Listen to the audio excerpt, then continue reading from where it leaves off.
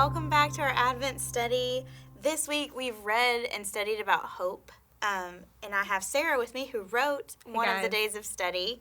And so we talked about you wrote about the need for hope in Christ. Mm-hmm. So we talked about what hope means and how it can be a struggle in our world today. Right. And we remembered, especially this week, how God's people had to wait for the fulfillment of the promise of the Messiah. Yes. And so let's talk about seasons of waiting. When have you experienced a season of waiting, and what did God teach you through that? Yeah, I mean, who likes waiting? Nobody. I mean, it's the worst. So I think part of it in this is just acknowledging that God has kind of told us we're going to wait for things and that all's not lost in those moments.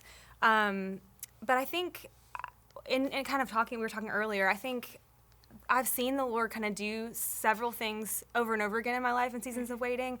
And one of those things is just kind of draw me closer to himself, kicking and screaming, almost like, I'm saying to him, like, I want a pony, and he's saying, you know what, like, I'm trying to give you more of my presence, I'm trying to, like, know you more and help you know me more, and I'm like, but no, give me this pony, and so even in thinking about the Christmas season helps me think about, 8-year-old Sarah, who was like, I really need this, Polly Pocket situation, and have to have it, and just the way the Lord is gracious to kind of help me see that my appetites are not what they should be. They're kind of like I'm drinking milk when I should be on solid foods, And so just the grace of that. And then I also have seen him over and over again kind of show me that the things that I place my hope in, that the way that I think of hope is like this fragile, almost like fingers crossed, I'm making a wish kind of thing. And the reality of hope is our hope is anchored in who God is and in the character of Christ. And so it's not this wish upon a star, weird, luck thing. Yeah. I mean, that's not even what it is. I don't have to muster it up inside myself and be like, it's like a fragile thing. It's based on who Jesus is and what God has done for us. And so thinking about just even the spiritual discipline of remembering, we look back at what God's done in the Bible in the past, and we look at what he's done in our lives in the past and see his faithfulness, and then that compels us to hope in the future. Right. So he's definitely shown me that in seasons of waiting, that my hope has been kind of, I've seen it in the wrong way, but he's also shown me that sometimes I make these things that I hope for into idols, so instead of anchoring it in Christ, instead of anchoring it in who God is and hoping for his glory and hoping to work toward the things that he wants for me, I am like, I gotta have a pony, and then when I don't get the pony, then I'm devastated. And it's like that moment where you catch yourself and think, oh, wait a minute, I was putting a lot more weight on that than, do you know what I mean? Yeah. So I've always thought about hope as, and this is not a theological term, but as balloons. Okay, ready? So you know how you tie a balloon to something that is going to stay put. Right. And I think about these things that are kind of idols in my life that I've tied my hope to and said, okay, this is going to work, but it doesn't, because it's not a solid foundation, it's not a sure foundation, it's this other thing, and so I put my hope in that, and it floats away. Right. And so it's just a mental picture that I think of, constantly untying my hope from those idols or those faulty things that are not sure and are not true, and retying it on God. And it's something that, I have to do over and over because I'm constantly trying to place my hope in other things that are not as sure, they're not true, and they're not God. And so just retying that hope. And I think one of the things that you talked about was remembering and the spiritual discipline and the practice of remembering. And I think that's what Advent is all about. Right. On this side of the cross, as we've said, we've used that phrase a lot, but I think that is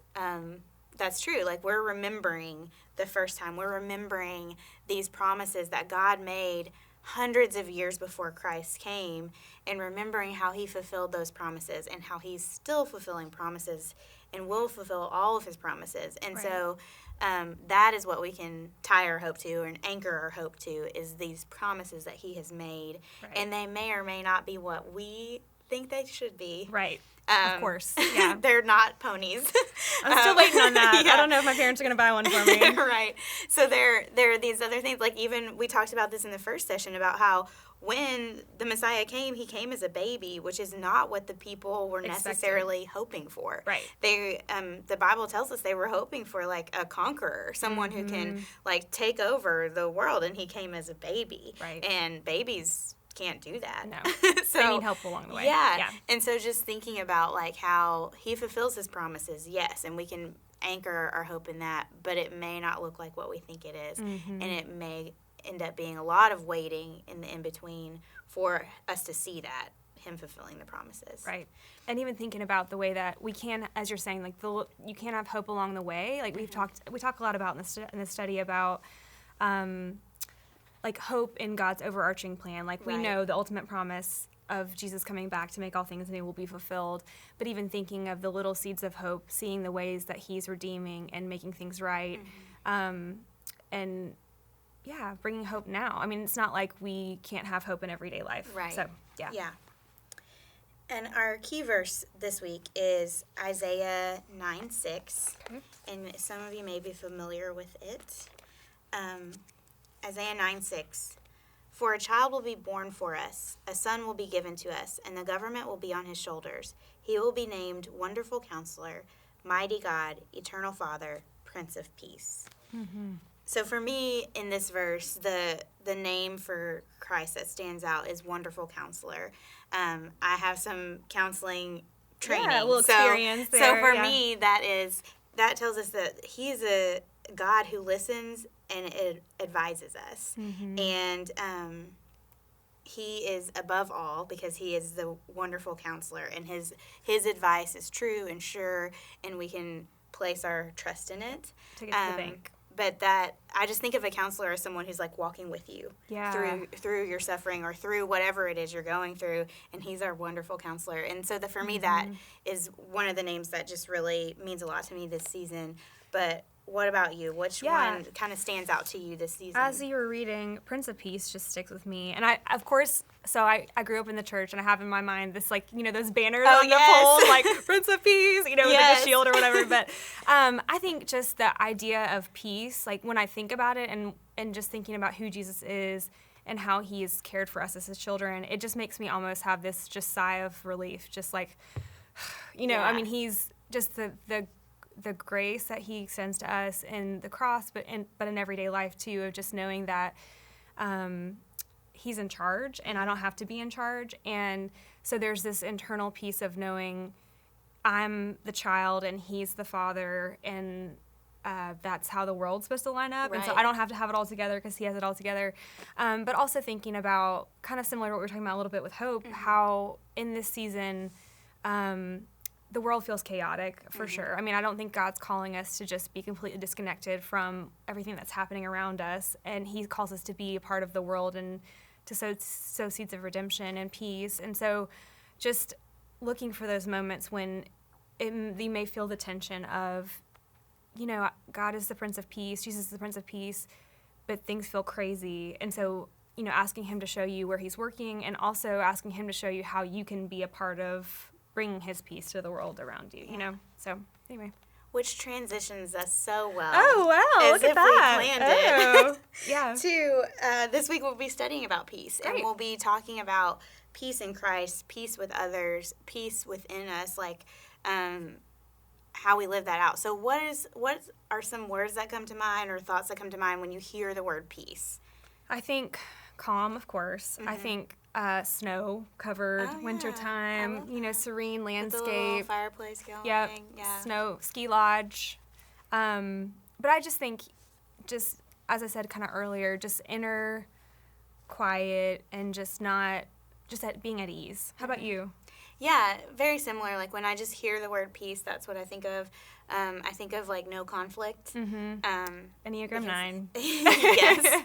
And just think about how like we're like you said, stillness, calmness, no conflict, just nice and easy. Yeah. So as we think about peace in our current day, our world is fraught with tragedy. Mm-hmm. The subtitle of our study is "A Weary World Rejoices," and so our world is weary.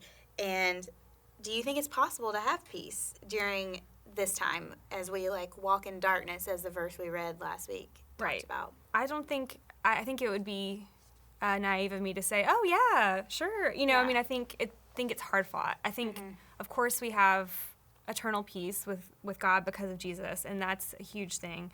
But I think there's some wrestling that has to happen for us to have day-to-day peace. What do you think?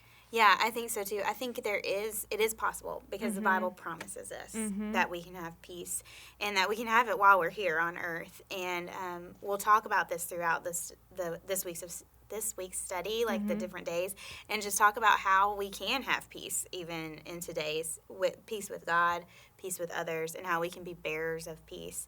And so I think it is possible, but like you said, it's very hard fought. Like, we're not going to just be like, oh, I have peace now.